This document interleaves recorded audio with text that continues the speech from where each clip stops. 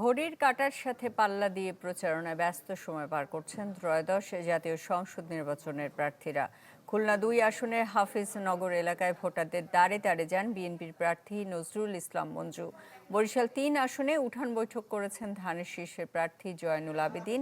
চাঁদপুর ৪ আসনে জনসভা করেছে জামায়াতে ইসলামী। সেখানে অংশ নেয় ১১ দলীয় জোটের নেতারাও। প্রধান অতিথির বক্তব্যে পুরনো রাজনৈতিক শক্তি পরিবর্তনের ডাক দেন মিয়া গোলাম পরোয়ার। প্রচারণায় অংশ হিসেবে রাঙামাটিতে এক মঞ্চে মুখোমুখি হন ৪ প্রার্থী, যেখানে ভোটারদের কাছে ভবিষ্যৎ পরিকল্পনা তুলে ধরেন প্রত্যেকে।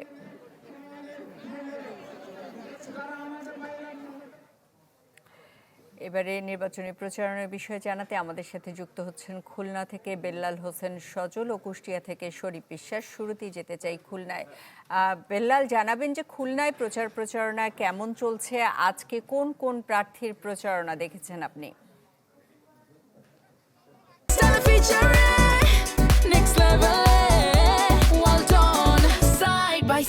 সুস্মিতার সময়ের সাথে নির্বাচনের উত্তাপ সেটা কিন্তু বেরিয়ে চলছে। পাড়া মহল্লা অলিগুলি থেকে আমরা দেখছি ব্যবসা প্রতিষ্ঠান সবখানেই যে নির্বাচনের উত্তাপ সেটি কিন্তু বিরাজ করছে। এবং আমরা এই মুহূর্তে আছি খুলনা ২ আসনে।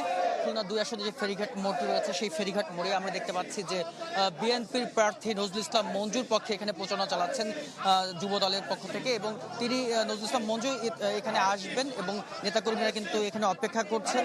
এবং আমরা দেখেছি এর আগেই তিনি যে নগরীর খালিশপুর সেই খালিশপুর এলাকায় গিয়েছেন এবং নির্বাচনী প্রচারণার পাশাপাশি খুলনায় কিন্তু এই মুহূর্তে যে নির্বাচনের উত্তাপ সেটি আরও বাড়ি দিয়েছে। সোমবার বিএনপির চেয়ারম্যান তারেক রহমান খুলনায় আসবেন। তার খুলনার নির্বাচনকে আগমনকে ঘিরে আমরা দেখতে পাচ্ছি যে উৎসব এবং উচ্ছ্বাস সেটি কিন্তু কাজ করছে। এবং আমরা দেখছি যে এখানে নেতাকর্মীরা অপেক্ষা করছে একটু পরে এখানে নজরুল ইসলাম মঞ্জু তিনি আসবেন।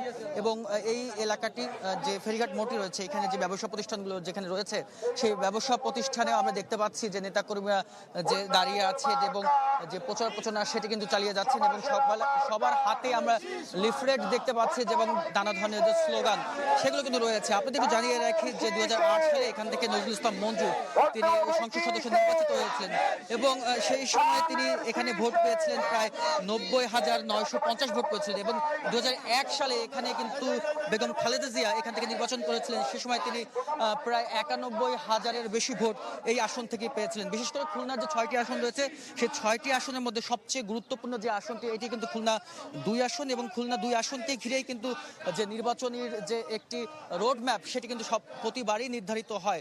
খুলনার মোট ৬টি আসন রয়েছে। সেই ৬টি আসনের মধ্যে আমরা দেখছি ৩৮ জন প্রার্থী প্রতিদ্বন্দ্বিতা করেছে। প্রত্যেকটি আসনে কিন্তু বিএনপি প্রার্থী দিয়েছেন। পাশাপাশি ইসলামী আন্দোলনেও ৬ জন প্রার্থী রয়েছে। জামায়াত ইসলামের ৫ জন প্রার্থী রয়েছে খুলনার ৬টি আসনে। এবং উৎসব মুখর পরিবেশে কিন্তু আমরা দেখতে পাচ্ছি যে খুলনা সকাল থেকে রাত পর্যন্ত বিভিন্ন এলাকায় যে নির্বাচনী প্রচারণা সেটি কিন্তু চলছে সকাল থেকে রাত পর্যন্ত। এবং নেতাকর্মীরা নানা ধরনের যে প্রতিশ্রুতি সেই প্রতিশ্রুতিগুলো কিন্তু দিচ্ছেন। তারা বিজয়ী হলে খুলনার উন্নয়নে কি ধরনের কাজ করবেন, বিশেষ করে খুলনার যে কর্মসংস্থান সেই কর্মসংস্থানের যে একটা প্রতিশ্রুতি সেটি কিন্তু প্রত্যেক নেতাকর্মী দিচ্ছে। সাদিক, নারায়ণগঞ্জে ভোটারদের প্রতিক্রিয়া কি দেখছেন? সুস্মিতা, নারায়ণগঞ্জের যে নির্বাচনী মাঠ সেটি কিন্তু আসলে জমজমাটি দেখা যাচ্ছে। এবং সকাল থেকে নারায়ণগঞ্জের মোট ৫টি আসন নিয়ে সংসদীয় আসন মোট ৫টি, এখানে কিন্তু ৪৭ জন প্রার্থী এবার প্রতিদ্বন্দ্বিতা করছেন। এবং তারা কিন্তু সকাল থেকে রাত অবধি গভীর রাত পর্যন্ত কিন্তু তাদের প্রচারণা সেটিকে কিন্তু আসলে চালিয়ে যাচ্ছেন।